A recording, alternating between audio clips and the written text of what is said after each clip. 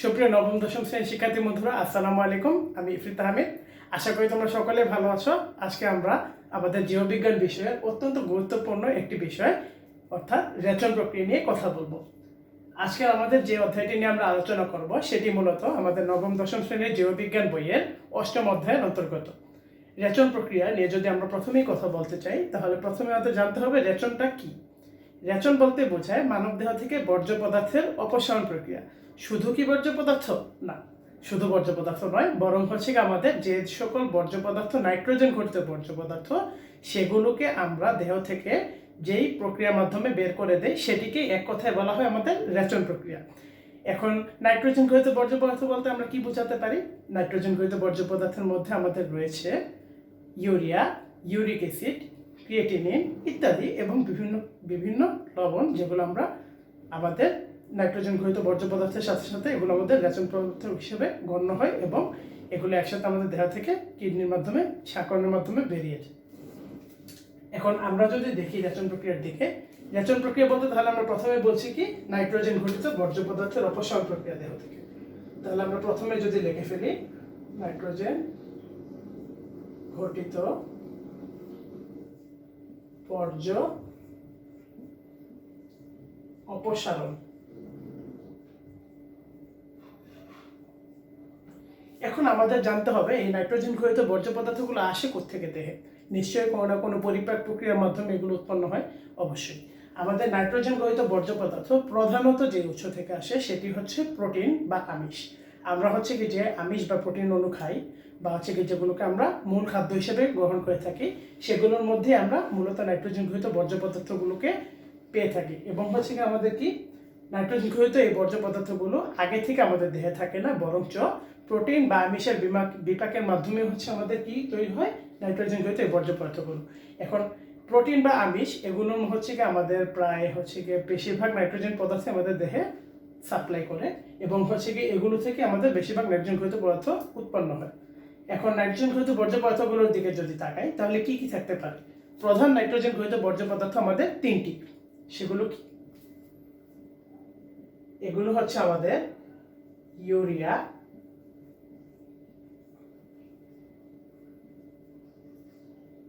Uric acid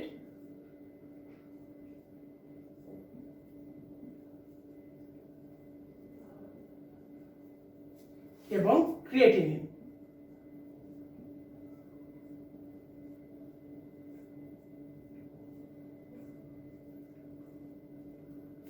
আচ্ছা, আমাদের তাহলে কি জানতে পারলাম আমরা? রেচন বলতে বোঝায় নাইট্রোজেন ঘটিত বর্জ্য পদার্থ অপসারণের প্রক্রিয়া দেহ থেকে।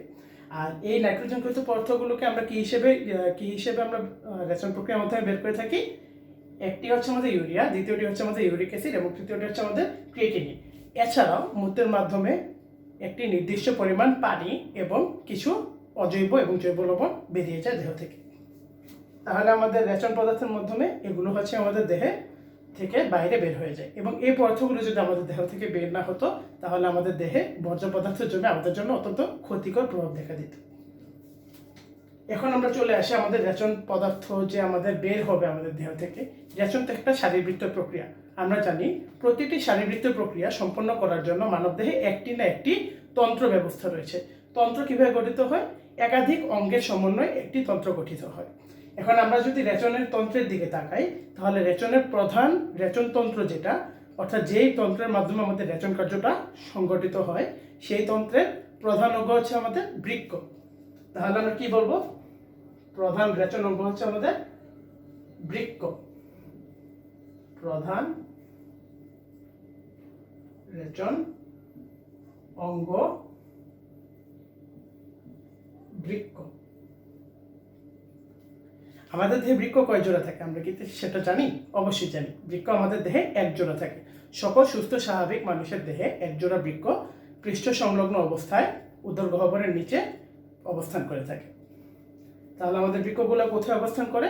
আমাদের উদর গহ্বরের নিচে এবং পৃষ্ঠ সংলগ্ন অবস্থায়, অর্থাৎ আমাদের পিঠের পেছন দিকে এবং আমাদের উদর গহ্বর মানে আমাদের পেট, যেটা পেটের হচ্ছে কি নিচের দিকে এবং পিঠের দিকে আমাদের কিডনি জোড়া অবস্থান করে। দুই দিকে দুইটা কিডনি অবস্থান করে থাকে। এবং এই কিডনি দুইটার কাজ কি? কিডনি দুইটার কাজ মূলত হচ্ছে কি এই দুইটা হচ্ছে কি ছাকন যন্ত্র।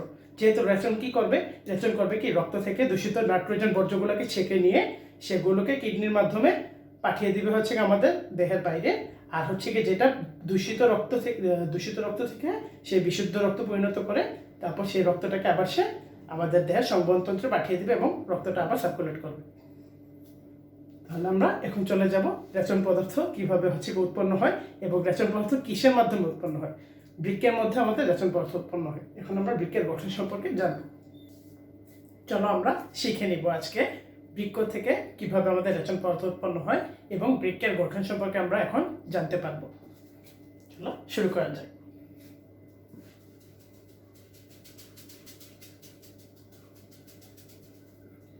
বৃক্ক বা কিডনি মানবদেহের অত্যন্ত গুরুত্বপূর্ণ এবং অত্যন্ত আশ্চর্যজনক একটি অঙ্গ, কারণ এটি শুধুমাত্র মানবদেহের মধ্যে নাইট্রোজেন ঘটিত বর্জ্য পদার্থ উৎপাদনের জন্য রক্তকে ছাঁকনের মাধ্যমে কাজ করে থাকে। তাহলে আমরা বৃক্কের গঠন যদি আঁকতে চাই বা বৃক্কের গঠন সম্পর্কে যদি আমরা জানতে চাই, তাহলে অবশ্যই আমাদের বৃক্কের গঠন সম্পর্কে চিত্র সহ জানতে হবে। এখন আমরা যদি চিত্রটি আঁকতে চাই, চিত্র আঁকা অনেকের কাছে কঠিন মনে হতে পারে, কিন্তু আমি বলবো কি বৃক্কের চিত্র আঁকা তত কঠিন বিষয় না। চলো আমরা দেখে নিই কিভাবে অতি সহজে একটি বৃক্ক এঁকে ফেলা যায়। প্রথমে আমরা করবো কি, আমাদের মনে রাখতে হবে বৃক্কের কিছু বৈশিষ্ট্য আছে। বৃক্কের গঠনের মধ্যে আমরা প্রথমে জানতে হবে বৃক্ক জোড়া শিম বীজের মতো আকৃতির। অর্থাৎ আমরা যে শিম খাই, শিমের হচ্ছে গিয়ে যে বীজ, সেই শিমের বীজ হচ্ছে গিয়ে কি আকৃতির, আমরা সাধারণত এই আকৃতিতে হচ্ছে গিয়ে আমাদের শিমের বীজ দেখি। ঠিক আছে, এই আকৃতিতে যদি দেখি এবং কিডনিগুলো মানুষের ঠিক সেই শেপের, কিডনির অপর নাম হচ্ছে আমাদের বৃক্ক। আমরা যদি এখন একটি কিডনি আঁকতে চাই, তাহলে আমরা প্রথমে কি করব, একটি শিমের বীজের মতো এই যে আকারটি এভাবে এঁকে নিব। একটি শিমের বীজের মতো আকার আমরা এঁকে নিলাম। এখন আমরা করব কি, এখন আমাদের যে হচ্ছে গিয়ে কিডনির হচ্ছে গিয়ে মূল জিনিসগুলো, সেগুলো সম্পর্কে আমাদেরকে জানতে হবে। আমরা আঁকার মাধ্যমে আস্তে আস্তে শিখবো কোনটা কি।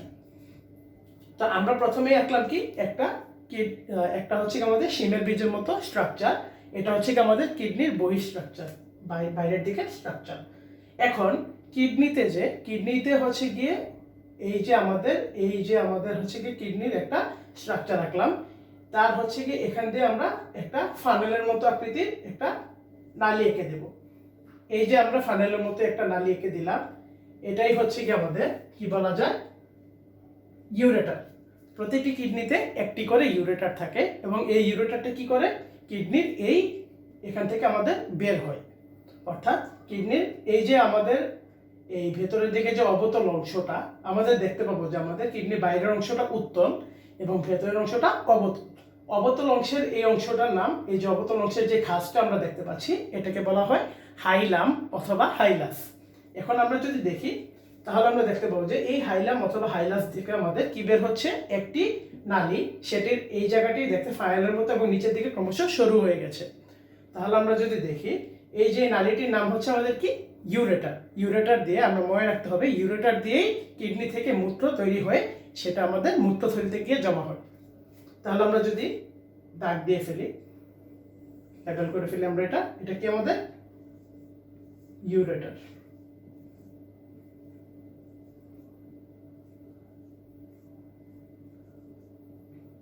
এটা আমাদের ইউরেটার হয়ে গেল। একই সাথে এই যে আমাদের হাইলাম দিয়ে আরো দুইটা স্ট্রাকচার হচ্ছে কি আমাদের পাস করে। কি একটা স্ট্রাকচার হচ্ছে আমাদের রেনাল ধমনী। রেনাল ধমনীটা আঁকতে আমরা লাল কালি ইউজ করব।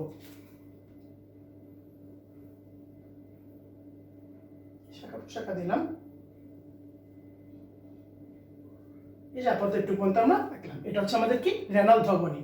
এটা কি করে, হাইলামের মধ্য দিয়ে কিডনিতে প্রবেশ করে এবং বিভিন্ন শাখা প্রশাখায় বিভক্ত হয়। আর আরেকটি স্ট্রাকচার, সেটি হচ্ছে আমাদের কি, রেনাল শিরা। রেনাল শিরা যদি আমরা আঁকি, তাহলে রেনাল শিরা হবে এরকম। আমরা জানি কি ধমনীর কাজ কি আর শিরার কাজ কি। ধমনীর কাজ বিশুদ্ধ রক্ত পরিবহন করা এবং শিরার কাজ দূষিত রক্ত পরিবহন করা। এখন কি করব আমরা, এই যে আমাদের তিনটা স্ট্রাকচার, যে তিনটা স্ট্রাকচার আমাদের কিডনির হাইলাম দিয়ে প্রবেশ করে অথবা বের হয়, সেগুলোকে আমরা এঁকে ফেললাম। আমরা লেবেল করে ফেলি।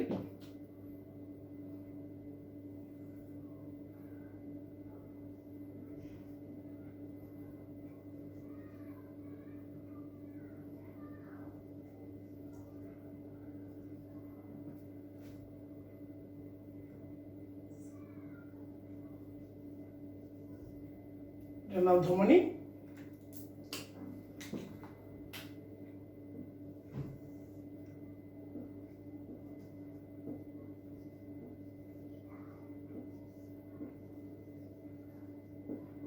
এবং রেনাল শিরা।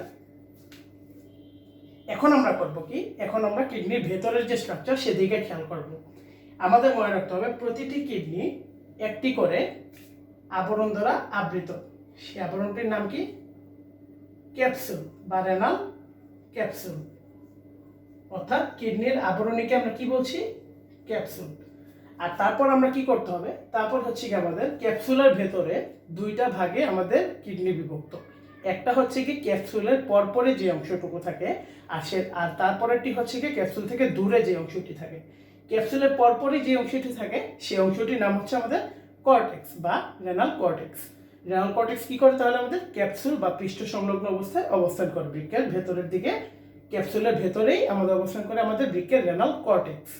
তাহলে আমরা যদি দেখি রেনাল কর্টেক্স অবস্থান করে হচ্ছে কি আমাদের এই জায়গাটার মধ্যে।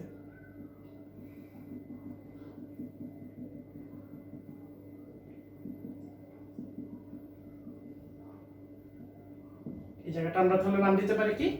কর্টেক্স।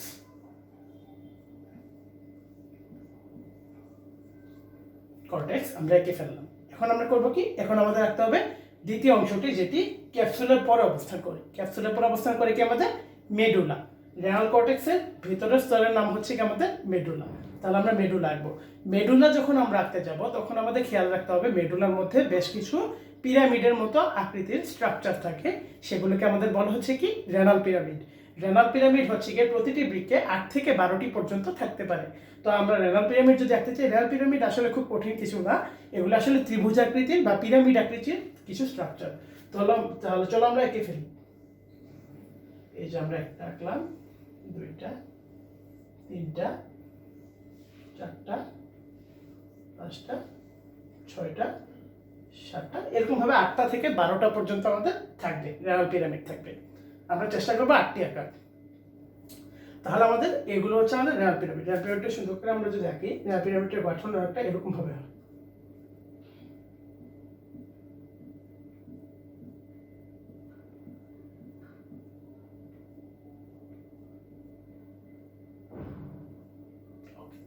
এগুলো হচ্ছে আমাদের কি? Renal pyramid. মূলত রেনাল পিরামিড থেকে ভিতরের পুরোটা অংশ হচ্ছে আমাদের মেডুলা। অর্থাৎ রেনাল পিরামিডের আগ পর্যন্ত অংশটুকুকে আমরা বলছি রেনাল কর্টেক্স, আর তারপরে ভিতরের রেনাল পিরামিড সহ অংশটুকুকে আমরা বলছি কি? মেডুলা। তাহলে আমরা কি বলবো এটিকে? Renal pyramid. এটা তো রেনাল পিরামিড আমাদের।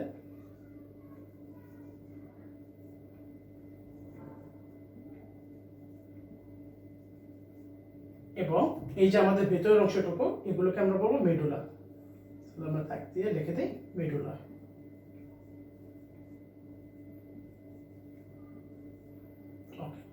এখন আমরা জানতে হবে যে রেনাল পিরামিডগুলো আসলে কি কাজ করে। রেনাল পিরামিডগুলো করে কি? রেনাল পিরামিডগুলোর এই যে শীর্ষের অংশটা দেখো আমাদের সরু, এবং এই সরু অংশগুলো করে কি? আমাদের বৃক্কের ভেতরে এই যে আমাদের এই যে একটা জায়গা দেখতে পাচ্ছেন আমাদের খালি জায়গার মতো, এই জায়গাটাকে বলা হয় রেনাল পেলভিস, এবং এই পেলভিসের মধ্যে এরা হচ্ছে গিয়ে উন্মুক্ত হয়, এবং এই রেনাল পিরামিডগুলি মূলত মূত্র তৈরির কাজে প্রধান ভূমিকা অংশগ্রহণ করে থাকে এবং প্রধান ভূমিকা রেখে থাকে। তাহলে আমরা যদি দেখতে যাই, এই জায়গাটি যে আমাদের, এই যে এই জায়গাটি, এই আমাদের খালি জায়গাটি পুরাটাই হচ্ছে আমাদের রেনাল পেলভিস। তো রেনাল পেলভিসগুলো করে কি? এই যে আমাদের রেনাল পিরামিডগুলো, রেনাল পিরামিডের মধ্যে রেনাল পেলভিসগুলো শীর্ষ সংযুক্ত অবস্থায় থাকে, সরু হয়ে এই যে আমাদের একটি ফুলের মতো স্ট্রাকচার, এই দেখো এভাবে হচ্ছে আমাদের সংযুক্ত থাকে। এবং করে কি? আমাদের মনে রাখতে হবে ইউরোটার হচ্ছে একটি দ্বিস্তরী নালী, এবং এগুলো হচ্ছে আমাদের দ্বিস্তরী।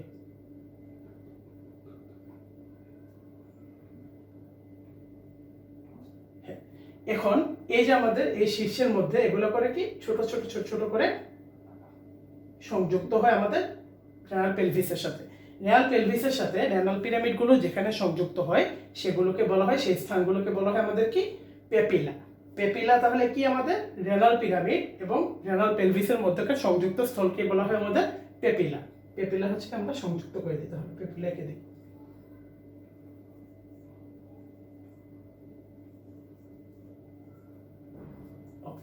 তাহলে আমাদের কি বললাম, আমরা এখন পর্যন্ত কি কি বললাম তা একবার রিভিউ করি। প্রথমে আমরা বললাম কি বৃক্ক একটি ভারী আবরণ দ্বারা আবৃত, যেটিকে বলা হচ্ছে ক্যাপসুল। এবং ক্যাপসুলের পরবর্তীতে আমরা কি দেখতে পাচ্ছি, ক্যাপসুলের পরপরই যে স্তরটি থাকে, ক্যাপসুলের ভেতরের ক্যাপসুল সংলগ্ন স্তরটিকে বলা হচ্ছে আমাদের রেনাল কর্টেক্স। এবং কর্টেক্সের ভেতরে যে স্তরটুকু থাকে, এই যে আমাদের এই জায়গাটুকু রেনাল পিরামিড সহ, এই জায়গাটিকে বলা হচ্ছে আমাদের কি মেডুলা। তাহলে আমাদের কর্টেক্স হচ্ছে কি এই ডট ডট দেওয়া জায়গাগুলো, এবং মেডুলা হচ্ছে কি আমার ডটের ভেতরের জায়গাগুলো। এবং তারপর কি আসতেছে আমাদের, তারপর আমরা দেখতেছি কি মেডুলা আসলো। মেডুলা হচ্ছে কি কর্টেক্সের ভেতরের যে অংশটুকু থাকে সেটি হচ্ছে আমাদের মেডুলা। এবং তারপর আমরা কি বলতেছি, মেডুলার মধ্যে থাকে 8 থেকে 12টি পর্যন্ত রেনাল পিরামিড, এবং প্রতিটি রেনাল পিরামিডে থাকে আরো ক্ষুদ্র ক্ষুদ্র স্ট্রাকচার, সেটা সম্পর্কে আমরা পরে জানছি। এবং রেনাল পিরামিডগুলো করে কি, রেনাল পিরামিডগুলো আমাদের এই যে বৃক্কের ভেতরের যে একটা খালি অংশের মতো দেখা যাচ্ছে, যেখান থেকে আমাদের ইউরেটার তৈরি হয়ে চলে গেছে আমাদের মূত্রথলিতে, সেই জায়গাটির মধ্যে এসে হচ্ছে আমাদের রেনাল পিরামিডগুলোর শীর্ষগুলো উন্মুক্ত হয়।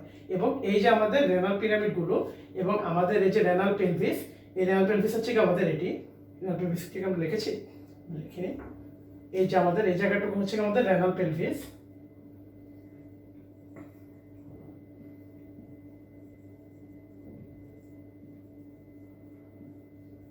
এই যে রেনাল পেলভিস এবং রেনাল পিরামিডের মধ্যেকার সংযোগস্থল, এগুলোকে বলা হচ্ছে আমাদের পেপিলা বা পিরোকা। তাহলে আমরা বৃক্কের গঠন সম্পর্কে সচিত্রভাবে পড়ে ফেললাম। এখন আমরা গঠনগুলো আস্তে আস্তে লিখে ফেলব।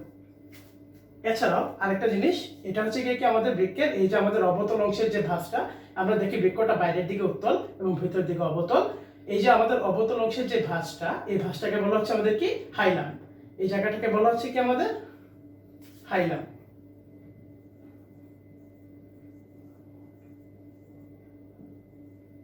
ওকে, আর আমাদের এই যে আমাদের হাইলামের মধ্যে দিয়ে 3টা স্ট্রাকচার আমাদের পাস করে।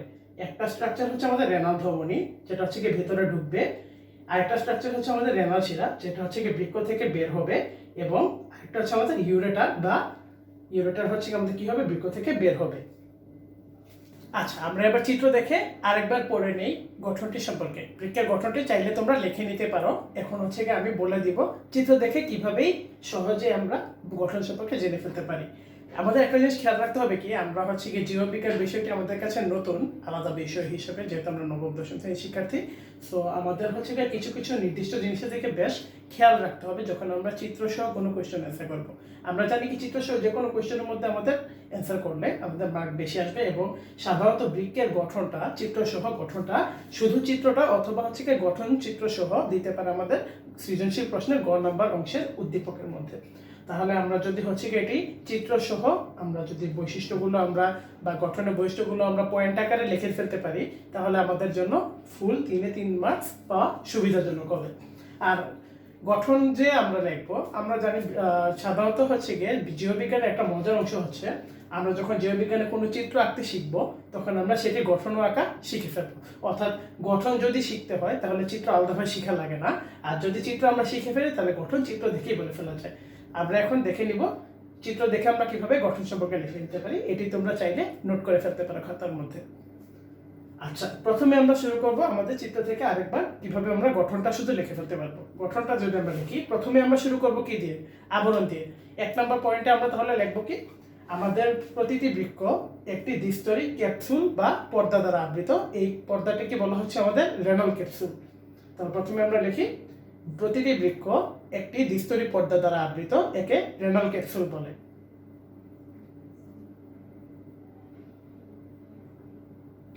দ্বিতীয় পয়েন্টে লিখো, ক্যাপসুলের সংলগ্ন ভেতরের অংশ অথবা ক্যাপসুলের সংলগ্ন ভেতরের স্তরটিকে বলা হয় কর্টেক্স।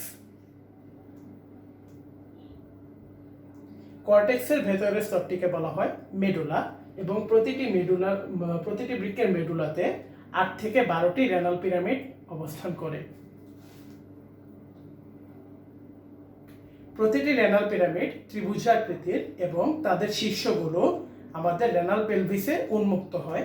এবং শীর্ষগুলো রেনাল পেলভিসে উন্মুক্ত হয়।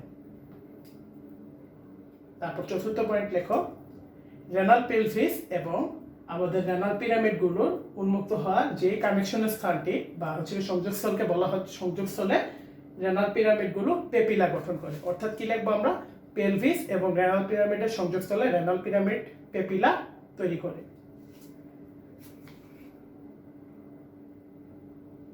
তারপর আমরা কি লিখবো, তারপরে আমরা লিখবো যে আমাদের পেলভিস অর্থাৎ রেনাল পেলভিস থেকে আমাদের ইউরেটার উৎপন্ন হয়। এবং তারপর আমরা লিখবো কি, আমাদের বৃক্কের বাইরের স্তরটি উত্তল এবং ভেতরের স্তরটি অবতল। ভেতরের স্তরের খাঁজকে বলা হয় হচ্ছে আমাদের হাইলাম অথবা হাইলাস। হাইলাস দিয়ে আমাদের তিনটি গাঠনিক তালিকা পাস করে অথবা হচ্ছে আমরা বলতে পারবো কি আসা যাওয়া করে।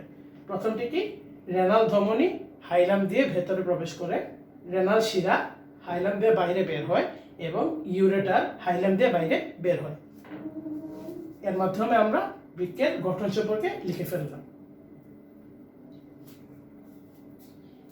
আচ্ছা, এবার যেহেতু আমরা বৃক্কের গঠন সম্পর্কে লিখলাম, আচ্ছা একটা জিনিস খেয়াল করতে হবে, যেহেতু আমাদের চিত্র আঁকা এবং হচ্ছে গিয়ে জীববিজ্ঞানের বিষয়গুলো আমাদের নতুন, তাহলে আমরা কিছু জিনিস সম্পর্কে খেয়াল রাখবো। প্রথম বিষয়টা কি, প্রথম বিষয়টা হচ্ছে আমরা যখন একটা চিত্র আঁকবো অবশ্যই নিচে নাম লিখবো সেটি কোন চিত্র। যেমন এখানে আমরা যে বৃক্ক লিখেছি, বৃক্কটা আমরা উল্লেখ করে দিতে হবে, এটি একটি চিত্র হচ্ছে কি কিসের চিত্র, এটি একটি বৃক্কের চিত্র। এবং তারপর আমাদের খেয়াল রাখতে হবে এই যে আমাদের যে মার্কিংগুলো, আমরা যে মার্কিংগুলো করেছি সেগুলো হবে কি, সেগুলো হবে সবসময় খাতার কোন পাশে, আমাদের খাতার ডান পাশে হচ্ছে কি সবসময় মার্কিং রাখতে হবে। এই যে আমি যে বাম পাশ দিয়ে লিখেছি এটা হয়তো বা জায়গার স্বল্পতার জন্য লিখেছি, কিন্তু এভাবে একটা দুই সাইডে হচ্ছে আমাদের একটা চিত্রের দুই সাইডে আমরা মার্কিং করতে পারবো না। মার্কিংটা কোথায় করতে হবে, মার্কিংটা খাতার এক সাইডে করতে হবে এবং সাধারণত আমরা ডান সাইডে করলে সেটা বেশি দৃষ্টিনন্দন দেখায়। আর আরেকটা জিনিস খেয়াল রাখতে হবে, প্রত্যেকটা দাগ পরস্পরের সাথে সমান্তরাল হতে হবে এবং প্রত্যেকটা দাগে একটার বেশি ভাঁজ দেওয়া যাবে না। যেমন দেখো আমি কিন্তু এই জিনিসটা ফলো করেছি, আমাদের একটা দাগে যদি আমাদের জায়গা না হয়ে থাকে তাহলে আমরা একটার বেশি খাঁজ দিইনি বা একটার বেশি অ্যাঙ্গেল তৈরি করিনি।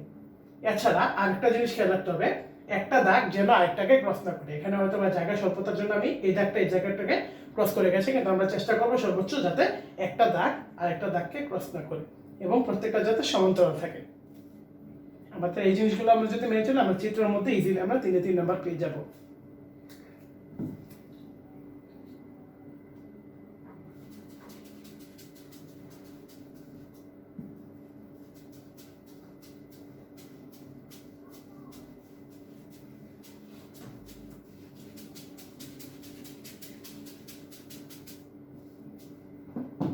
এতক্ষণ আমরা জানলাম বৃক্কের গঠন নিয়ে। বৃক্কের এই গঠনগুলো যে আমরা জানলাম সেটি কি আমাদের খুব ক্ষুদ্র আকৃতির কোনো কিছু পেয়েছি?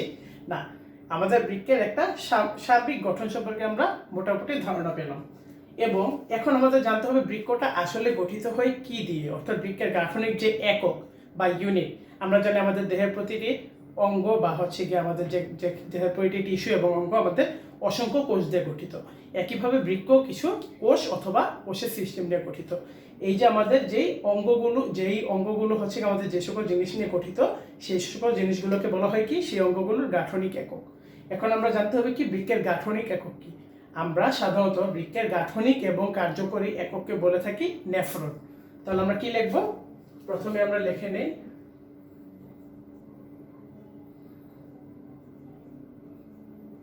বৃক্কের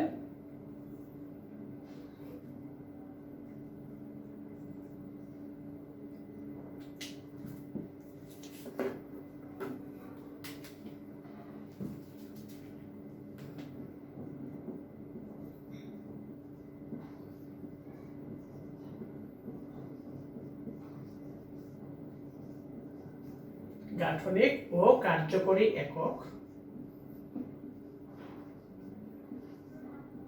তাকে আমরা কি নাম দিয়েছি, নেফ্রন।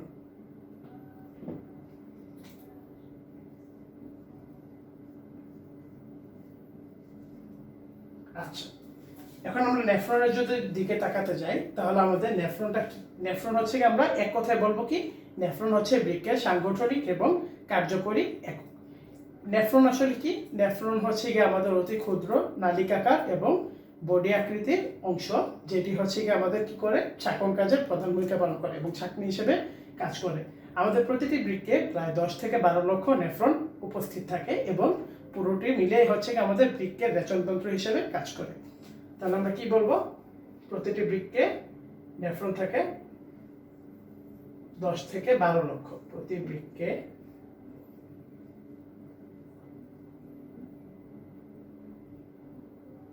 থাকে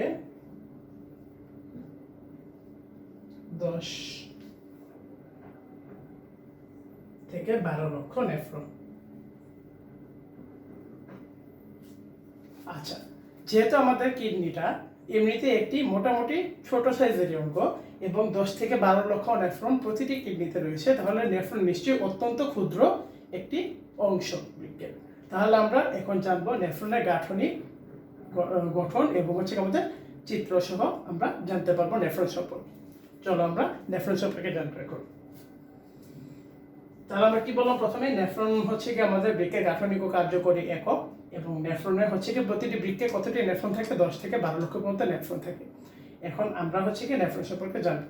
নেফ্রন সম্পর্কে জানতে হলে আমরা আবারও পূর্বের মতো পদ্ধতি অনুসরণ করব, অর্থাৎ আমরা চিত্র আঁকবো এবং চিত্রের সাহায্যে শিখবো নেফ্রন কাকে বলে, নেফ্রনের গঠনে কি কি উপাদান থাকে এবং নেফ্রন কিভাবে তৈরি হয়, নেফ্রন কিভাবে কাজ করে।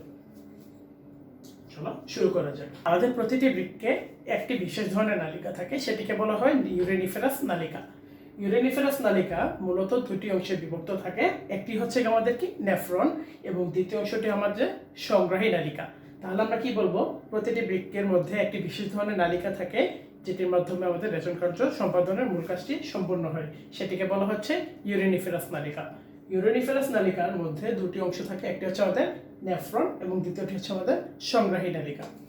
এখন আমরা যদি নেফ্রনের দিকে তাকাই, নেফ্রন হচ্ছে আমাদের ইউরেনিফেরাস নালিকার গাঠনিক এবং কার্যকরী একক, অর্থাৎ আমাদের বৃক্কের এক অর্থে আমরা বৃক্কের কার্যকরী এবং গঠনিক একককে আমরা নেফ্রন হিসেবে উল্লেখ করতে পারি।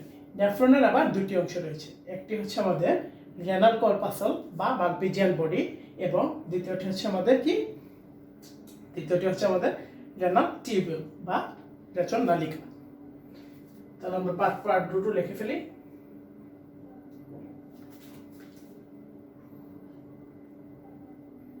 রেনাল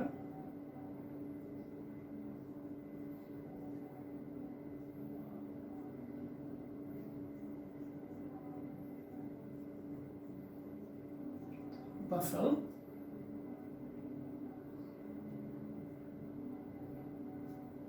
আরেকটা হচ্ছে আমাদের কি রেনাল টিউবিউল।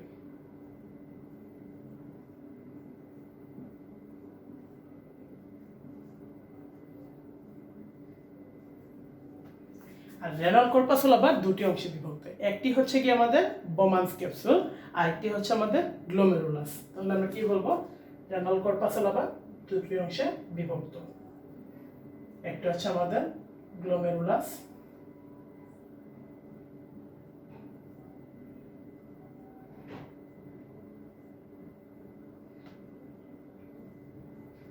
এবং আরেকটি হচ্ছে আমাদের কি বোম্যান্স ক্যাপসুল।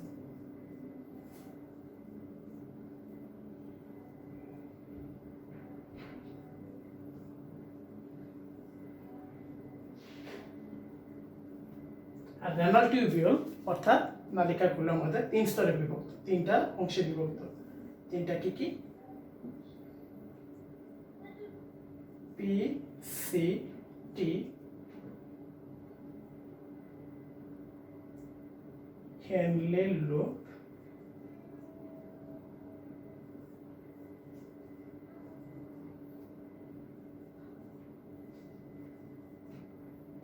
ডি, সি, টি।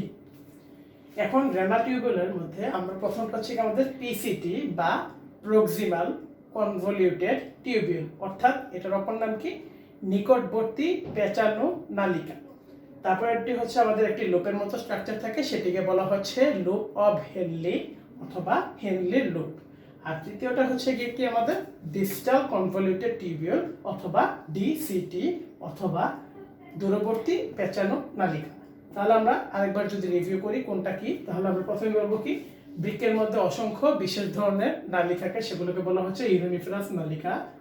এবং ইউরেনিফেরাস নালিকার দুটি অংশ, একটি হচ্ছে আমাদের নেফ্রন এবং দ্বিতীয়টি হচ্ছে আমাদের সংগ্রাহী নালিকা। নেফ্রনের কাজ হচ্ছে কি মূত্র উৎপাদন করা, সংগ্রাহী নালিকার কাজ হচ্ছে মূত্র পরিবহন করে ইউরেটারে নিয়ে যাওয়া। এখন আমরা যে বলবো, তারপর কি বলবো আমরা, নেফ্রন হচ্ছে কি দুটি অংশে বিভক্ত। দুটি অংশ কি, একটি হচ্ছে রেনাল কর্পাসল আর একটা হচ্ছে আমাদের রেনাল টিউবিউল।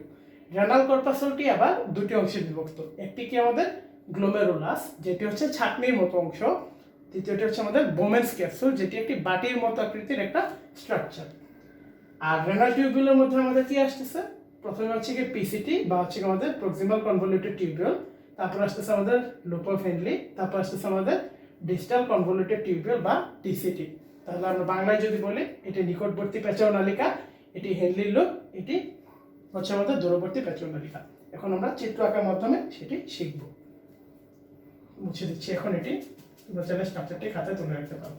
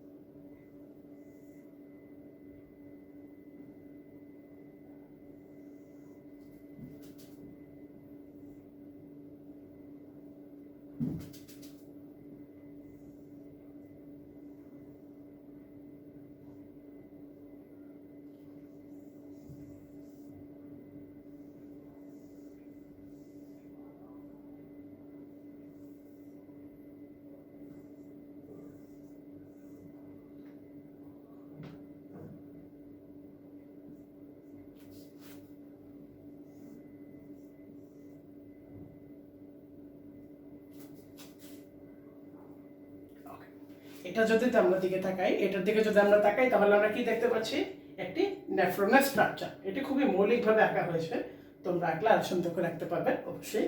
আমরা এখন দেখব কিভাবে এটি আঁকা হলো। প্রথমে আমরা দেখব নেফ্রনের মধ্যে, নেফ্রনের আমরা প্রথমে পড়েছিলাম কি, নেফ্রনের দুটি পার্ট, একটি হচ্ছে আমাদের কি রেনাল কর্পাসল এবং দ্বিতীয়টি হচ্ছে আমাদের রেনাল টিউবিউল। রেনাল কর্পাসলের মধ্যে দুইটা পার্ট পড়েছিলাম আমরা, প্রথমটি ছিল গ্লোমেরুলাস যেটি ছাঁকনির মতো অংশ, দ্বিতীয়টি ছিল আমাদের বোমেন্স ক্যাপসুল যেটি একটি বাটির মতো অংশ। এখন যদি আমরা কর্পাসল পার্টটুকুর দিকে নজর দেই, তাহলে কি আমাদের দেখতে পাচ্ছি, এই যে আমাদের এই যে ছাঁকনির মতো এই যে অংশটুকু আমরা দেখতে পাচ্ছি, আমরা লাল কালি দিয়ে দেখব, এটা হচ্ছে আমাদের গ্লোমেরুলাস। আর এই যে আমাদের বাটির মতো অংশটুকু, বাটির মতো এই যে আমাদের অংশটুকু, এটা হচ্ছে আমাদের কি বোমেন্স ক্যাপসুল। আমরা কি বললাম, এটা আমাদের বোমেন্স ক্যাপসুল।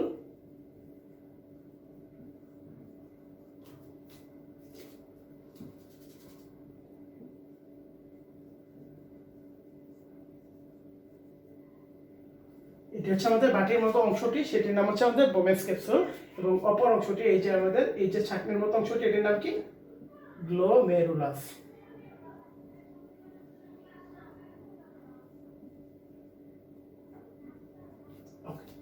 এখন আমরা যদি তারপর অংশটুকুতে যাই, সেখানে আমরা দেখতে পাবো কি, এই যে আমাদের এই যে বোমেন্স ক্যাপসুল, এটার কাছে অর্থাৎ নিকটবর্তী পজিশনে, অর্থাৎ গ্লোমেরুলাসের নিকটবর্তী জায়গায় কোন একটা নালী আছে, সেটি হচ্ছে আমাদের পেঁচানো একটি নালী। এটিকে আমরা কি বলতে পারি, নিকটবর্তী পেঁচানো নালিকা বা প্রক্সিমাল কনভলিউটেড টিউবিউল। তাহলে আমরা এটিকে লিখি নিকটবর্তী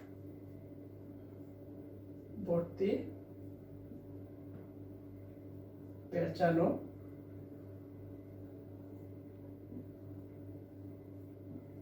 নালিকা। ওকে, এখন তারপর আমরা দেখতে পাচ্ছি এই যে নিকটবর্তী যে একটা পেঁচানো নালিকা, সেটি হচ্ছে কি ক্রমে সরু হয়ে গিয়ে একটি লুপ বা ইউ আকৃতির অংশ গঠন করেছে।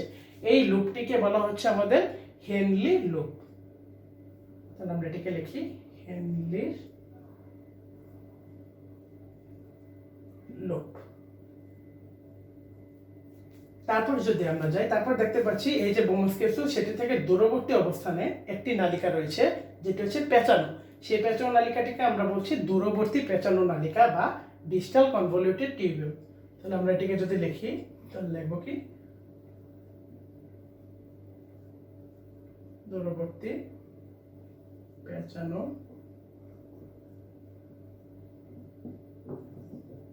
নালিকা। এটা হচ্ছে আমাদের দূরবর্তী পেঁচানো নালিকা। এরপরে আমরা দেখব কি দূরবর্তী পেঁচানো নালিকাগুলো, অনেকগুলো নেফ্রনের দূরবর্তী পেঁচানো নালিকাগুলো এক একটা সংগ্রাহী নালিকার মধ্যে গিয়ে যুক্ত হচ্ছে। তাহলে আমরা এটিকে কি নাম দেব? এটিকে নাম দেব আমরা সংগ্রাহী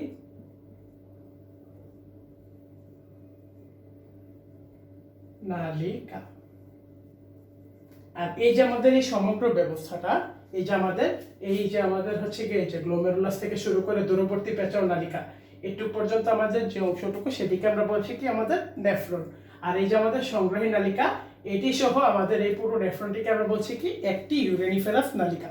তাহলে আমরা যদি পরীক্ষার হলে আসে কোনটি নেফ্রনের গঠন, তাহলে আমরা বলবো কি শুধুমাত্র গ্লোমেরুলাস থেকে শুরু করে একদম দূরবর্তী পেঁচানো নালিকা পর্যন্ত হচ্ছে আমাদের কি বলা যায় নেফ্রন। আর নেফ্রনের সাথে যদি আমাদের সংগ্রাহী নালিকা আমরা দেখাই, সেটিকে বলা হচ্ছে ইউরেনিফেরাস নালিকা। সাধারণত আমরা চিত্র যখন আঁকতে বলে নেফ্রনের একটি চিত্র আঁকো, চিহ্নিত চিত্র অঙ্কন করো, সেক্ষেত্রে আমরা করি কি আমরা নেফ্রনটাও এঁকে দিই, সাথে একটি সংগ্রাহী নালিকাও এঁকে দিই।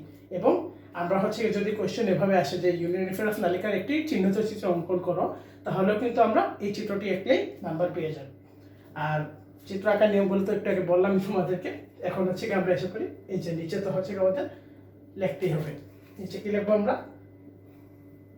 চিত্র নেফ্রন। ওকে, তাহলে আমরা কি বলতে পারি আরেকবার রিভিউ করি আমরা। প্রথমে হচ্ছে কি একটি ছাঁকনির মতো অংশ, সেটির নাম গ্লোমেরুলাস। তারপরে হচ্ছে আমাদের আসতেছে একটা বাটির মতো বা ক্যাপসুল টাইপের একটা অংশ, সেটা হচ্ছে আমাদের ব্রোমান্স ক্যাপসুল। তারপর হচ্ছে আমাদের একটা পেঁচানো নিকটবর্তী নালিকা আছে, যেটা হচ্ছে ব্রোমান্স ক্যাপসুলের কাছাকাছি অবস্থিত, সেটিকে বলা হচ্ছে নিকটবর্তী পেঁচানো নালিকা। নিকটবর্তী পেঁচানো নালিকা ক্রমশ শুরু হয়ে একটি লুপের মতো আকার গঠন করে, সেটিকে বলা হচ্ছে হেনলি লুপ। হেনলি লুপ থেকে আরেকটি পেঁচানো নালিকা উৎপন্ন হচ্ছে। সেই পেঁচানো নালিকাটি বোমেন্স ক্যাপসুল থেকে এবং গ্লোমেরুলাস থেকে দূরবর্তী অবস্থানে অবস্থিত, এই কারণে এটির নাম দূরবর্তী পেঁচানো নালিকা।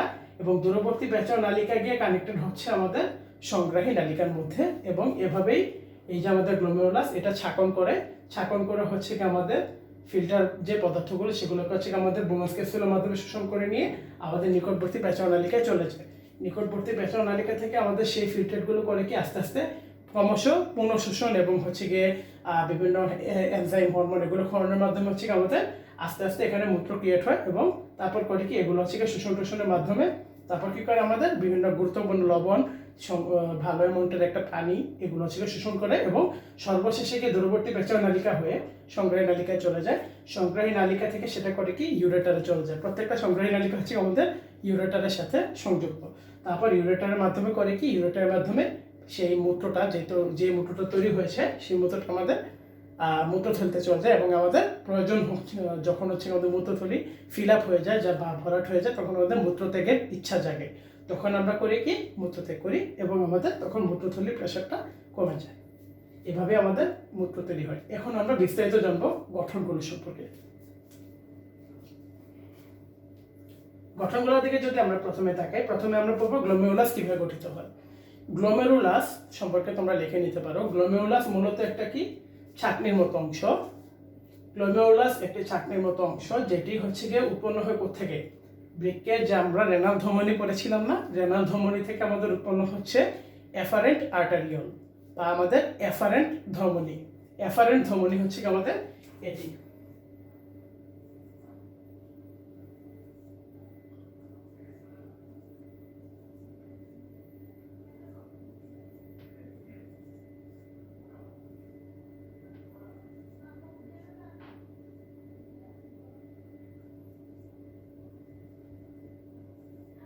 আর এটি হচ্ছে আমাদের ইফারেন্ট ধমনী।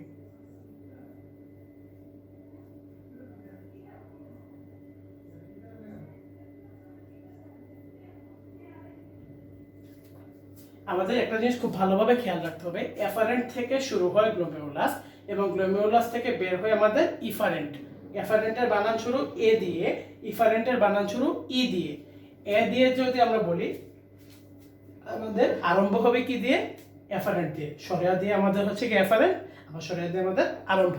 তাহলে গ্লোমেরুলাস শুরু হচ্ছে আমাদের এফারেন্ট ধমনী থেকে উৎপন্ন হচ্ছে এবং গ্লোমেরুলাস থেকে বের হচ্ছে কি আমাদের ইফারেন্ট ধমনী। ইফারেন্টের আগে হচ্ছে কি যেমন ই আছে ইফারেন্ট, এন্ডো বলা যায় হচ্ছে কি ই আছে, তাহলে কি আমরা কি বলতে পারি? ইফারেন্ট দিয়ে হচ্ছে কি বের হচ্ছে আর এফারেন্ট হচ্ছে কি শুরু হচ্ছে বা আরম্ভ হচ্ছে আমাদের এফারেন্ট থেকে।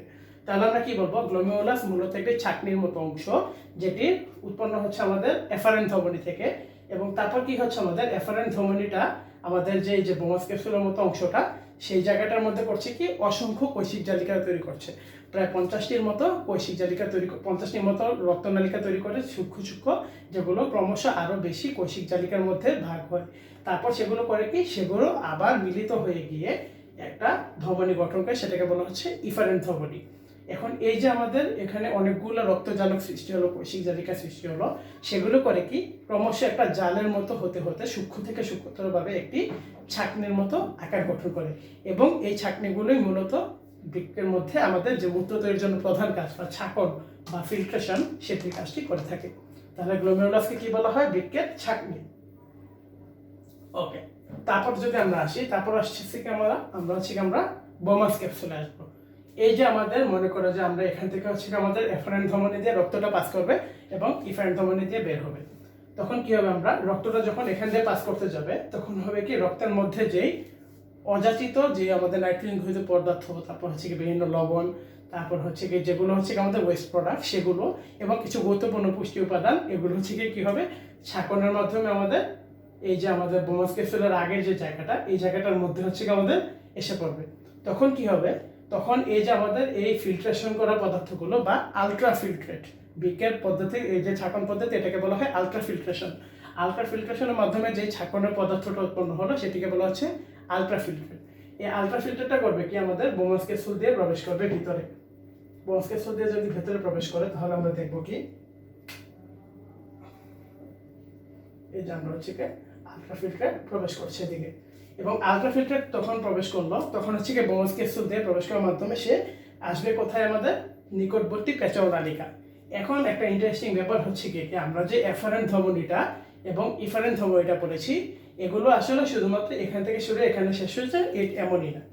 তারা কি করে? তারা হচ্ছে গিয়ে সম্পূর্ণ বৃক্কের যে নালিকাগুলো, সেগুলোকে ক্রমে পেঁচিয়ে থাকে, এরকমভাবে পেঁচানো অবস্থায় বিরাজ করে। এই যে একদম সরকারি নালিকার আগ পর্যন্ত এগুলো পেঁচানো থাকে। আবার যদি আমরা ওটাও দিই, আরেকটা যদি দিই আমরা, তাহলে হচ্ছে গিয়ে আবার ওইটাও পেঁচিয়ে থাকে এরকম ভাবে। যদি আমরা গঠনের মধ্যে দেখানোর প্রয়োজন পড়ে না, এরকম ভাবে পেঁচিয়ে থাকে। এখন এই যে আমাদের এফারেন্ট ধমনী এবং ইফারেন্ট ধমনী আমাদের বৃক্কগুলোকে, বৃক্কের নালিকাগুলোকে পেঁচিয়ে রাখে, এটার সুবিধাটা কি বা এফেক্টটা কি? তখন করে কি নিকটবর্তী পেঁচাও নালিকাটাতে যখন আমাদের আলট্রা ফিল্টারগুলো এসে জমা হয়, তখন সে করে কি আস্তে আস্তে প্যাসেজের মাধ্যমে সে সামনে যেতে থাকে। সামনে যাওয়ার সময় এই যে আমাদের এই এফারেন্ট ধমনী এবং ইফারেন্ট ধমনীগুলো গাত্রে লেগে থাকে এগুলোর, তখন হয় কি পরস্পর থেকে হচ্ছে আমাদের এফারেন্ট ধমনী গাত্র থেকে এবং ইফারেন্ট ধমনী গাত্র থেকে কিছু হরমোন, তারপর কিছু প্রয়োজনীয় উপাদান, তারপর হচ্ছে কিছু আরো বেশি কিছু বর্জ্য পদার্থ, এগুলো হচ্ছে আমাদের নিষ্কাশিত হয় এই নালীর ভেতরে ফিল্টারের মধ্যে। এবং একই সাথে ফিল্টারটা কিন্তু সম্পূর্ণ ফিল্টার করা জিনিস না, এখনো তার থেকে হচ্ছে কিছু গুরুত্বপূর্ণ লবণ, তারপর হচ্ছে গুরুত্বপূর্ণ পুষ্টি উপাদান, এগুলো শোষণ করা বাকি রয়ে গেছে, কারণ এটা 90% পদার্থই পানি। তাহলে আমরা কি করবো? সেখান থেকে হচ্ছে আমরা গুরুত্বপূর্ণ পরিমাণ লবণ, তারপর হচ্ছে পুষ্টি পদার্থ, এগুলো হচ্ছে এই রক্তনালীগুলোর মাধ্যমে শোষিত হবে এবং রক্তে ব্যাক চলে যাবে। আর সর্বশেষে হবে কি, এই যে আমাদের এই যে নালিকা দিয়ে প্যাসেজ চলে যাচ্ছে না, এই যে আমাদের হেনলি লুপে গেল, হেনলি লুপ থেকে আবার গেল আমাদের দূরবর্তী পেঁচাও নালিকা, সেখানেও কিছু শোষণ এবং নিঃসরণ সম্পন্ন হবে।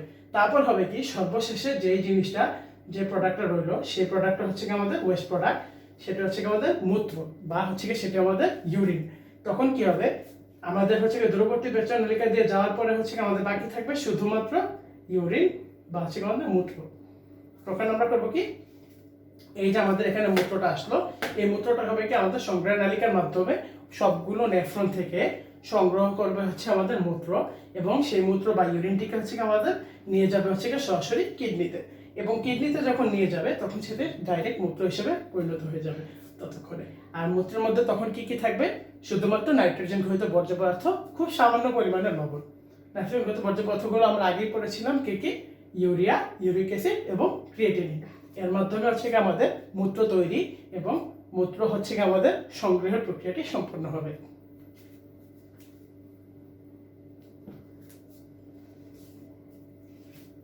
তোমরা চাইলে চিত্রটি তুলে নিতে পারো।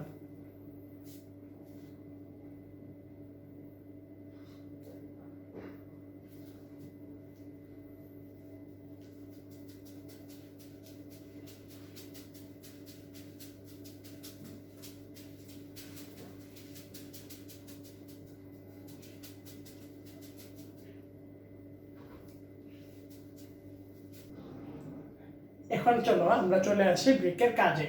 বৃক্কের কাজের দিকে যদি আমরা থাকি, বৃক্ক মানবদেহের অত্যন্ত গুরুত্বপূর্ণ একটি অঙ্গ এবং এটি অতি গুরুত্বপূর্ণ কিছু কাজ সম্পাদন করে থাকে। বৃক্কের কাজগুলোর মধ্যে যদি আমরা যাই, তাহলে প্রথমে কি আসবে আমাদের মাথায়, কি আসবে প্রথমে, যদি আমরা কিডনির কাজ সম্পর্কে জানতে চাই তাহলে প্রথমে আসবে কি আমাদের মূত্র তৈরি। মানে কি, আমাদের রেচন সংক্রান্ত যে কাজটা, সেটার প্রধান উৎপাদ হচ্ছে আমাদের মূত্র বা ইউরিন, সেটি হচ্ছে কি বৃক্ক তৈরি করবে। কিভাবে তৈরি করবে, মূত্র দিনে প্রায় 1500 মিলিলিটার পরিমাণ মূত্র হচ্ছে আমাদের তৈরি করতে পারে, বা 1.5 লিটার পর্যন্ত মূত্র তৈরি হতে পারে আমাদের দেহে। একজন পূর্ণবয়স্ক প্রাপ্তবয়স্ক ব্যক্তির দেহে প্রতিদিন 1.5 লিটার পর্যন্ত মূত্র তৈরি করতে পারে। তারপর যদি আমরা যাই সেকেন্ড যে কাজটা, সেটা হচ্ছে এই যে মূত্র তৈরি, মূত্রের মাধ্যমে আসলে কি হচ্ছে, মূত্রের মাধ্যমে আসলে ক্ষতিকর নাইট্রোজেন ঘটিত যে বর্জ্য পদার্থগুলো রয়েছে সেগুলো আমাদের দেহ থেকে বের হয়ে যাচ্ছে। এই ক্ষতিকর নাইট্রোজেন ঘটিত বর্জ্য পদার্থগুলোর মধ্যে কি কি আছে, একটা হচ্ছে আমাদের ইউরিয়া, আরেকটি হচ্ছে ইউরিক অ্যাসিড এবং আরেকটি হচ্ছে ক্রিয়েটিনিন। এছাড়াও কিছু পরিমাণে লবণ এবং পুষ্টি উপাদান আমাদের দেহ থেকে বৃক্কের মাধ্যমে বের হয়ে যাচ্ছে। তারপর কি আসতেছে, আমাদের বৃক্ক যেহেতু হচ্ছে গিয়ে এই যে আমরা ক্ষতিকর নাইট্রোজেন বর্জ্য পদার্থ হচ্ছে অপসারণ করে, এবং একই সাথে বৃক্কের দ্বারা উৎপন্ন হয় যে মূত্রের 90% অংশই হচ্ছে গিয়ে থাকে আমাদের পানি, এবং এই পানির মধ্যে কি করে তখন কিছু ক্ষুদ্র ক্ষুদ্র আয়ন, যেগুলো হচ্ছে আমাদের শোষণ সম্পন্ন হয় না সম্পূর্ণ পরিমাণে, সেগুলো হচ্ছে আমাদের বের হয়ে যায়।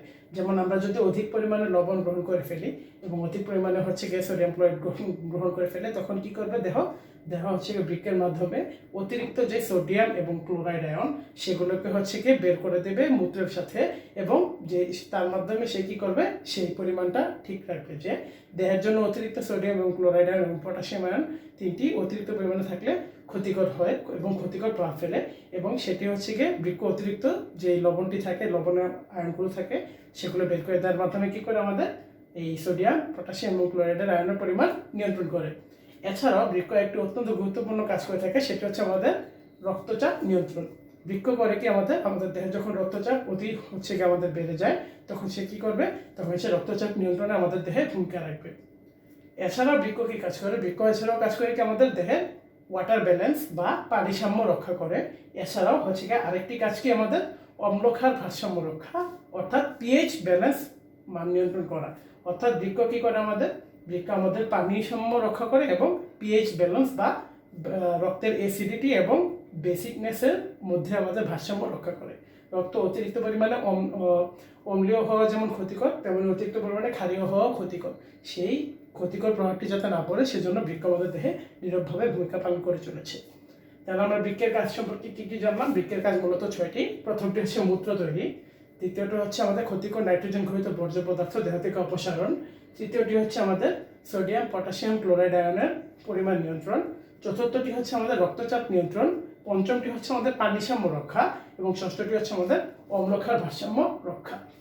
আমরা এটি খুবই গুরুত্বপূর্ণ একটি কোয়েশ্চেন, এবং এটি আমাদের অবশ্যই পরীক্ষায় আসবে, এটি আমরা লিখে নিতে পারি।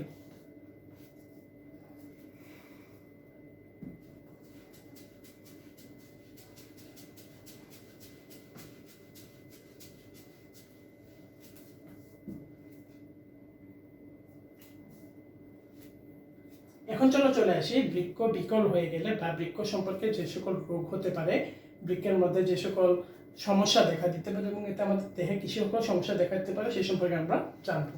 আমরা এখন জানবো বৃক্ক বিকল হয়ে গেলে কি কি ব্যবস্থা নেওয়া যেতে পারে সেগুলো সম্পর্কে। তাহলে প্রথমেই হচ্ছে কি আমাদের মনে রাখতে হবে বৃক্ক আমাদের যেহেতু একটি দেহের কার্যকরী অঙ্গ এবং হচ্ছে কি এটি অন্যান্য বায়োলজিক্যাল অঙ্গের মতোই কার্যকর ভূমিকা পালন করে থাকে, এই জন্য এটিও যে কোনো মুহূর্তে বিকল হয়ে যেতে পারে। বৃক্ক বিকল হয়ে গেলে তাৎক্ষণিক ব্যবস্থা হিসেবে যেটি করা হয়, প্রথমটি হচ্ছে আমাদের ডায়ালাইসিস এবং দীর্ঘমেয়াদী যে ব্যবস্থাটি নেওয়া হয় সেটি হচ্ছে আমাদের বৃক্ক প্রতিস্থাপন। বৃক্ক কি কি কারণে বিকল হতে পারে তার মধ্যে হচ্ছে বিভিন্ন কারণ রয়েছে। প্রধানত বৃক্ক ধীরে ধীরে বা হচ্ছে গিয়ে ক্রমান্বয়ে বিকল হয়ে যাওয়ার মধ্যে কারণগুলোর মধ্যে রয়েছে আমাদের নেফ্রাইটিস, তারপর উচ্চ রক্তচাপ, তারপর হচ্ছে কি আমাদের সাধারণত হচ্ছে কি আমাদের যে কোনো কি বলা যায় ডায়রিয়া জাতীয় হচ্ছে কি যে কোনো রোগের মাধ্যমে আমাদের বৃক্ক ধীরে ধীরে বিকল হয়ে যায়। আর হঠাৎ করে হচ্ছে কি যদি বৃক্ক বিকল হয় তার জন্য গুরুত্বপূর্ণ অপশনগুলো হচ্ছে আমাদের ডায়রিয়া সহ হচ্ছে কি বিভিন্ন তাৎক্ষণিক শক, হঠাৎ অতিরিক্ত রক্তক্ষরণ, এগুলোর কারণে আমাদের বৃক্কগুলো হঠাৎ বিকল হয়ে যেতে পারে। বৃক্ক বিকল হয়ে গেলে আমাদের কি হবে, আমাদের দেহ সবসময় হচ্ছে কি হয় কি একটি বৃক্ক ফাংশনাল অবস্থায় পুরোটা দেহের লোড নিতে পারে, অর্থাৎ পুরো দেহের জন্য সে মুক্ত তৈরি করতে পারে। কিন্তু যদি আমাদের দুটি বৃক্কই বিকল হয়ে যায় একসাথে, তখন সেই ব্যক্তির দেহে ক্রমান্বয়ে হচ্ছে গিয়ে ওই নাইট্রোজেন ঘটিত যে পদার্থগুলো সেগুলো জমতে থাকবে, ফলে ব্যক্তির দেহে পানি জমে যাবে, ব্যক্তির দেহ থেকে হচ্ছে গিয়ে রেচন কার্য সম্পাদন হবে না, ফলে কি হবে ব্যক্তির দেহে ক্রমান্বয়ে নাইট্রোজেন ঘটিত বর্জ্য পদার্থ জমতে থাকবে, হাত পায়ে পানি জমবে এবং একই সাথে কি সে অসুস্থ হতে থাকবে এবং এ কারণে সে মারাও যেতে পারে। এখন এই যে আমাদের এই ভয়ানক যে প্রক্রিয়াটি বৃক্ক বিকল হয়ে যাওয়ার, সেটিকে রোধ করার জন্য তাৎক্ষণিকভাবে যে ব্যবস্থা নেওয়া হয় সেটিকে বলা হয় ডায়ালাইসিস। ডায়ালাইসিস সম্পর্কে আমাদের জানতে হলে প্রথমেই আমাদের ডায়ালাইসিস কি সেই সম্পর্কে জানতে হবে। চলো আমরা ডায়ালাইসিস সম্পর্কে জেনে নিই।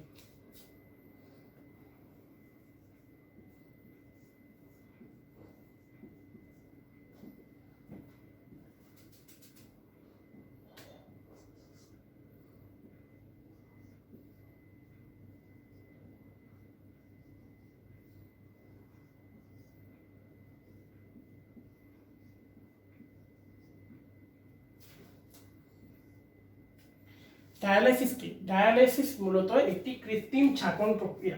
ডায়ালাইসিসে কি করা হয়, ডায়ালাইসিসে প্রধানত যে ব্যক্তির বৃক্ক বিকল হয়ে গেছে তার হাতের কবজির শিরার সাথে একটি হচ্ছে গিয়ে টিউব যুক্ত করা হয় এবং তার হাতের কবজির ধমনির সাথে আরেকটি টিউব যুক্ত করা হয়।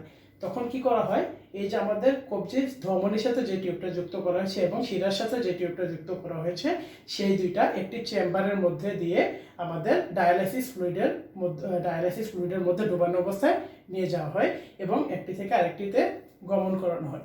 সেক্ষেত্রে কি হয়, মূলত হচ্ছে আমাদের দেহ থেকে হচ্ছে যে ধমনী, সেই কবজির ধমনী থেকে সে কি করে রক্তটা দূষিত পদার্থ সহ নিয়ে এসে আমাদের সেই চেম্বারটাতে ঢুকে, তারপর হচ্ছে গিয়ে সেই চেম্বারটার মধ্যে থাকে আমাদের হচ্ছে কি এক ধরনের বিশেষ ডায়ালাইসিস ফ্লুইড থাকে। সেই ডায়ালাইসিস ফ্লুইডটার গঠন হচ্ছে কি আমাদের রক্তের প্লাজমা অর্থাৎ জলীয় অংশের মতো।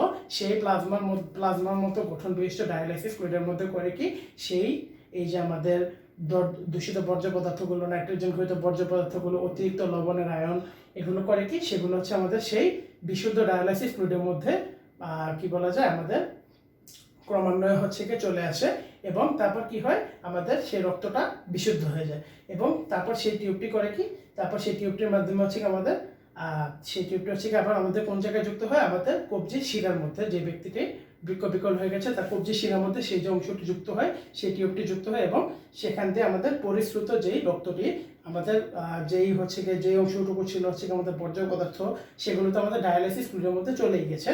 তারপর হচ্ছে আমাদের যেই বিশুদ্ধ রক্তটুকু বাকি আছে সেটা হচ্ছে আমাদের কোন জায়গা দিয়ে যাচ্ছে, রোগীর হাতের কবজি দিয়ে ভিতরে, কবজির শিরা দিয়ে ভেতরে প্রবেশ করে ফেলছে। এখন আমরা যদি ডায়ালাইসিসের চিত্র আঁকতে চাই, ডায়ালাইসিসের চিত্র সহ ব্যাখ্যা পরীক্ষা হলো অত্যন্ত গুরুত্বপূর্ণ একটি টপিক এবং এখান থেকে প্রতি বছরই প্রায় সময় একটি কোয়েশ্চেন এসে থাকে। তাহলে আমরা ডায়ালাইসিসের যদি চিত্র অঙ্কন করি তাহলে অনেকটা হবে এরকম। ডায়ালাইসিসের প্রক্রিয়ার মধ্যে আমাদের কি হবে, আমরা কি বললাম, প্রথমে হচ্ছে কি আমাদের হাতের যে কবজির ধমনী এবং শিরা, সেখান থেকে হচ্ছে কি আমাদের দুটি নল সংযুক্ত করা হবে। একটি নল এটি আমরা যদি দেখি, আরেকটা নল হচ্ছে আমাদের এটি।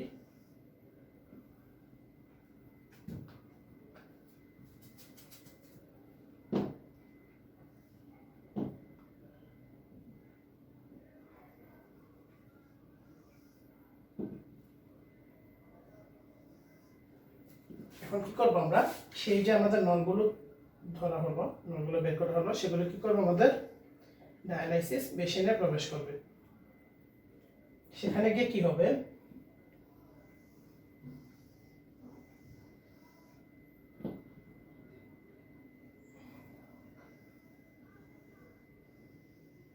এই যেরকম পেছনাকার করে আমাদের হচ্ছে কি, এই যে আমাদের এই মেশিনের ভেতরের অংশটুকু, সেই অংশটুকুতে আমাদের কি থাকবে, ফ্লুইড।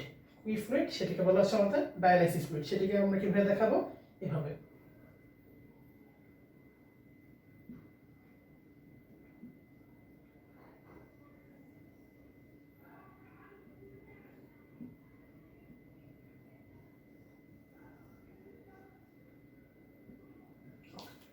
এখন এটা হচ্ছে কি আমাদের বিশুদ্ধ ডায়ালাইসিস ফ্লুইড।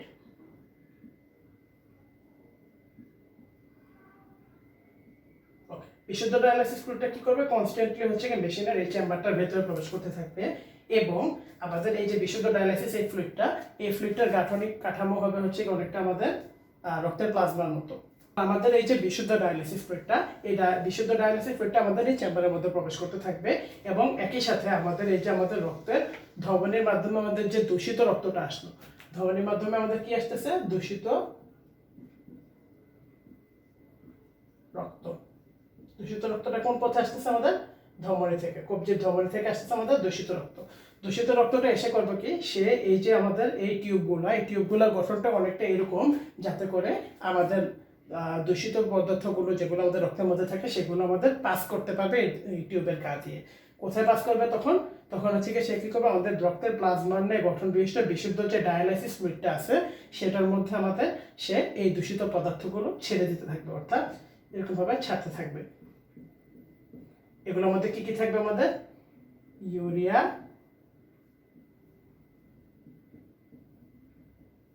ইউরিক অ্যাসিড এবং creatinine. Urea, uric acid, creatinine লেখার প্রয়োজন নেই, দেখালাম জাস্ট। তো এই যে আমাদের ছেড়ে দিতে থাকলো, আমরা মনে করলাম যে এই যে দূষিত পদার্থগুলো হচ্ছে কি এরকম, এই যে আমাদের তখন কি হচ্ছে, এই যে আমাদের প্লাজমার মতো গঠন বিশিষ্ট ডায়ালাইসিস ফ্লুইডের মাধ্যমে সে হচ্ছে ডায়ালাইসিস ফ্লুইডের মধ্যে সে কি করছে, সে আমাদের দূষিত যে বর্জ্য পদার্থগুলো নাইট্রোজেন ঘটিত সেগুলোকে সে ছেড়ে দিচ্ছে। তারপর কি হচ্ছে আমাদের, তখন হচ্ছে কি এই যে রক্তগুলো যে আমাদের ছেড়ে দিল আমাদের এই দূষিত পদার্থগুলো বা দূষক পদার্থগুলোকে, তারপর হচ্ছে কি আমাদের রক্তটা বিশুদ্ধ হয়ে গেল। রক্তটা যে বিশুদ্ধ হয়ে গেল তখন সে কি করবে, তখন সে ওই টিউবটারই আরেকটা প্রান্ত দিয়ে আমাদের দেহের কবজির শিরার মধ্যে দিয়ে প্রবেশ করবে আমাদের দেহে। অর্থাৎ বিশুদ্ধ রক্তটা প্রবেশ করছে আমাদের শিরাপথে, কবজির শিরাপথে। তা আমরা বিশুদ্ধ রক্ত কি লিখতে পারি, এদিক দিয়ে হচ্ছে প্রবেশ করতেছে। এটা তাহলে আমাদের কি শিরা, এটা হচ্ছে আমাদের কি ধমনী। লালটা আমাদের ধমনী, কালোটা আমাদের শিরা হিসেবে আমরা দেখিয়েছি। তাহলে আমরা কি বলতে পারি, ধমনী থেকে দূষিত রক্তটা প্রবেশ করছে আমাদের ডায়ালাইসিস মেশিনে। ডায়ালাইসিস মেশিনে এসে সে কি করছে, আমাদের যে ডায়ালাইসিস বিশুদ্ধ ফ্লুইডটা আছে সেই ফ্লুইডটার মধ্যে সে ইউরিয়া, ইউরিক অ্যাসিড, ক্রিয়েটিনিন ইত্যাদি বিভিন্ন বর্জ্য পদার্থগুলো সে অপসারণ করছে। তারপর সে কি করছে, সে বিশুদ্ধ হয়ে যাচ্ছে। সে বিশুদ্ধ হয়ে গিয়ে তারপর কি করছে, এই একই টিউবটার মাধ্যমে সে ক্রমান্বয়ে হচ্ছে কি আমাদের দেহের হাতের কবজি শিরার মাধ্যমে সংযুক্ত থাকে এবং সে বিশুদ্ধ রক্তটা শিরার মাধ্যমে আমাদের দেহে আবার প্রবেশ করছে। এই প্রক্রিয়ার মাধ্যমে সে করে কি একটা কিডনির মতো, একটা কৃত্রিম কিডনি যেভাবে কাজ করবে সেই পদ্ধতি কাজ করে। এবং একই সাথে হয় কি, আমাদের যে ডায়ালাইসিস ফ্লুইডটা এটা ক্রমান্বয়ে দূষিত হতে থাকছে, কারণ দূষক পদার্থগুলো ক্রমান্বয়ে এখানে জায়গা দখল করে নিচ্ছে এবং বিশুদ্ধ পদার্থটার কনস্ট্যান্ট ফ্লো তো বজায় আছে। এই দূষিত পদার্থগুলো করে কি, দূষিত এই যে আমাদের ডায়ালাইসিস ফ্লুইডটা সেটা আমাদের আরেকটা পাত্রে জমা হয়, সেটা হচ্ছে আমাদের দূষিত ডায়ালাইসিস ফ্লুইডের পাত্র, এবং এটি পরে ফেলে দেওয়া হয়। এর মাধ্যমে আমাদের হয় কি, আমাদের আলটিমেটলি আমরা এই কাজটা হচ্ছে একটা ইউরিন ফর্মেশনের মতোই। আমরা জানি কি, বৃক্ক যেরকমভাবে ছাঁকনের মাধ্যমে ক্রমান্বয়ে বর্জ্য পদার্থগুলো বাইরে বের করে দেয়, এখানে করছে কি ডায়ালাইসিস মেশিনের মাধ্যমে ক্রমান্বয়ে বর্জ্য পদার্থগুলো দূষিত ডায়ালাইসিস ফ্লুইড আকারে বাইরে বের করে দিচ্ছে। এটি অত্যন্ত ব্যয়বহুল একটি প্রক্রিয়া এবং অত্যন্ত সময় সাপেক্ষ একটি প্রক্রিয়া বলে এটি সাধারণত তাৎক্ষণিক কিডনি বিকল হলেই প্রয়োগ করা হয়। দীর্ঘস্থায়ী সমাধান হিসেবে এটি সাধারণত ব্যবহার করা হয় না।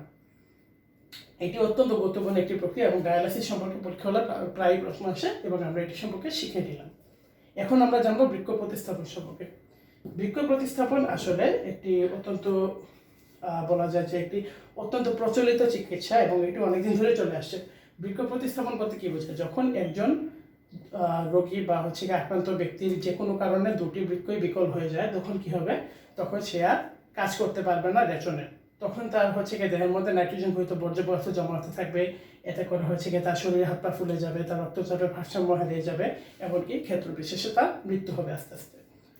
এখন আমরা যদি হচ্ছে কি ওই ব্যক্তিকে বাঁচাতে চাই, তাহলে সাধারণত আমরা হচ্ছে কি করি কি, আরেকজন ব্যক্তি থেকে বা একজন দাতা থেকে আমরা একটি আলাদা কিডনি এনে ওই যে আমরা যে হচ্ছে কি গ্রহিতা তার দেহে আমরা বসিয়ে দিই অপারেশন করে।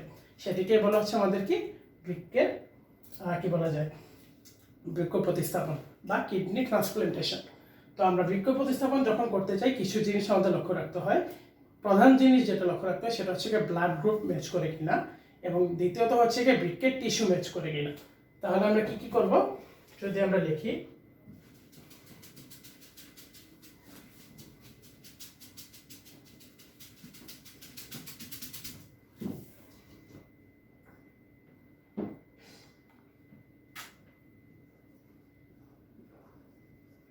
বৃক্ক প্রতিস্থাপনের শর্ত।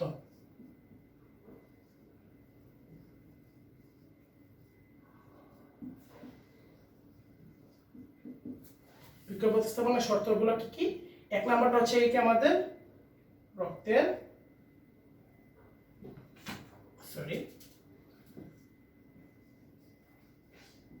গ্রুপ বা ব্লাড গ্রুপ H বা হচ্ছে কি একই ব্লাড গ্রুপ বিশিষ্ট ব্যক্তির হতে হবে। এবং দ্বিতীয়ত কি আমরা দেখি টিস্যু ম্যাচ করতে হবে। টিস্যু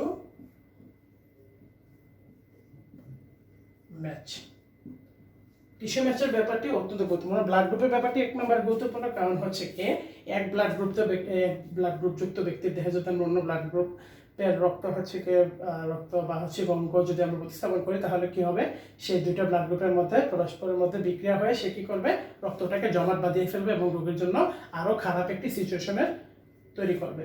আর টিস্যু ম্যাচ করা জরুরি কেন? টিস্যু ম্যাচ করা জরুরি কারণ হচ্ছে কি আমরা সাধারণত যখন একটা অর্গান আরেকজন রোগীর দেহে হচ্ছে কি আমরা প্রয়োগ করি বা হচ্ছে কি আমরা অস্ত্রোপচার করে লাগিয়ে দিই, তখন হচ্ছে কি যদি সেটি টিস্যু ম্যাচ না করে তাহলে সেটি আর কার্যকর থাকে না এবং সেটি ফেল করে করে কি সেটি হচ্ছে কি ইনফেকশন তৈরি করে এবং রোগীর জন্য সেটি প্রাণনাশক হতে পারে।